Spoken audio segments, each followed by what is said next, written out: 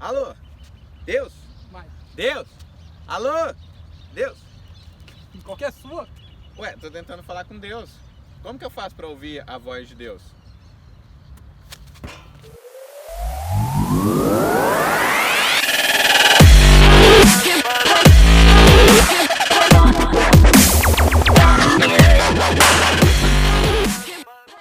Fala galera, meu nome é Henrique Saraiva. Eu sou o Bruno Carneiro e a gente vai conversar hoje sobre como a gente pode ouvir a voz de Deus. Só que antes, garoto aqui tem uma história para contar para vocês, uma confissão de pecado.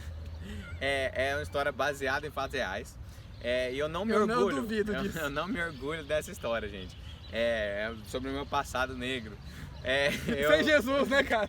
Quando eu tava na 7ª série da escola, uma criança assim desse tamanho, Orelhinha que tamanho. desse tamanho, e minha escola, Equipe de futsal, equipe de basquete, equipe de handebol, equipe de vôlei. E tava aquela disputa, marcando pontos, como se fosse uma Olimpíada. Cada esporte pontuava pra chegar no final do dia, tudo tal. E ficava aquela torcida, aquela loucura. Quando, por exemplo, tinha uma quadra só, né? Aí quando a equipe de vôlei ia jogar, todos os outros times ficavam ali assistindo. Então era aquela loucura, né? E aí, quase uma Olimpíada. Não, na verdade era melhor que uma Olimpíada, era melhor que a Olimpíada. Mas o negócio, cara, a história se passou por um momento crítico em que o time de vôlei a minha escola tava perdendo. E aí eu resolvi ajudar, mas como Apelar. eu não sou do time feminino, Tá bom, continua a história. não pode entrar em polêmica, né? Sem polêmica. Aí eu fiquei lá no cantinho.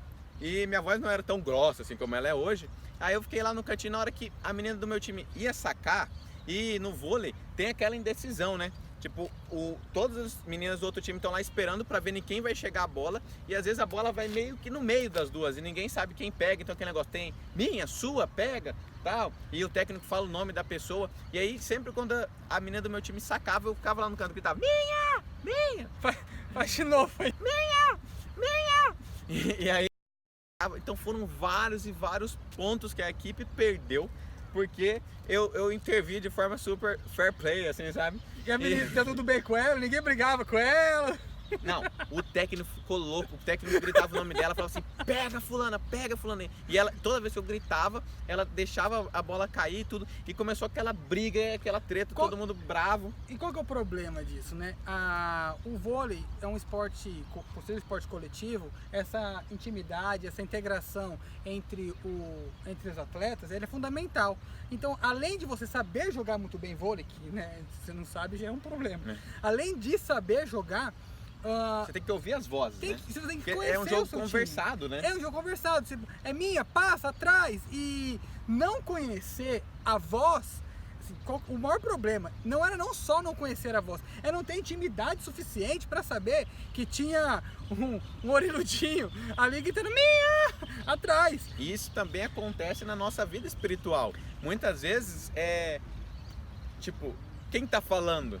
E a gente volta para a palavra de Deus e tem um texto em Atos dos Apóstolos em que o povo de Deus precisou, os cristãos daquela época, precisaram entender que aquela voz que eles estavam ouvindo era a voz do Espírito de Deus.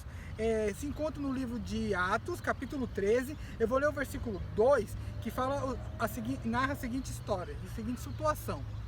Enquanto adoravam ao Senhor e jejuavam, disse o Espírito Santo, separar-me Barnabé e Saulo para a obra que os tenho chamado.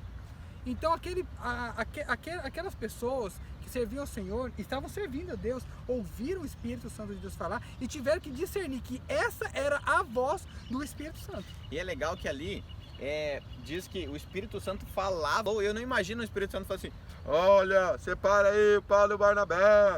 Aquela voz, não, na verdade, Deus não fala assim, né? Deus fala, separai-me os varões, dois varões valorosos, Paulo e Barnabé. Então, eu não imagino Deus fazendo isso, porque... Ridículo você!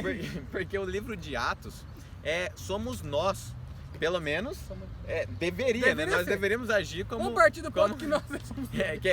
Nós deveríamos agir como aqueles caras, porque Jesus já havia morrido, o Espírito Santo já estava ali, assim como o Espírito Santo está aqui, e eles ouviam Deus assim como eu ouço, assim como o Bruno ouve, assim como você ouve.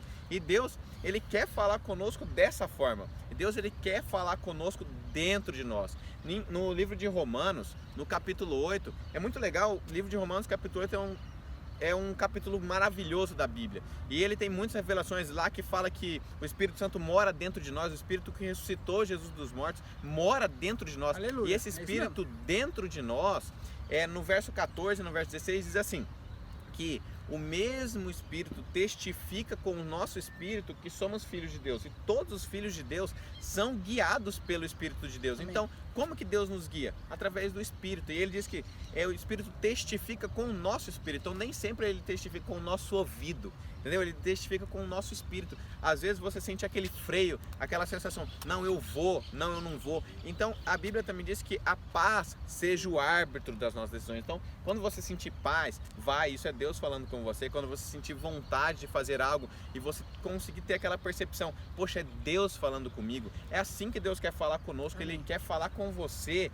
de forma pessoal, de forma íntima. Às vezes nós lemos um texto ou nós gravamos um vídeo, nós falamos aqui, Deus fala com você de uma forma, fala comigo de outra, fala com o seu vizinho de outra. E diferentemente do que aconteceu com essa história que a gente contou, do trauma que o Henrique gerou na vida da menina, a nossa oração é que haja entre você e o Senhor intimidade ao ponto do Espírito do Senhor testificar com o Espírito que Ele derramou sobre a sua vida.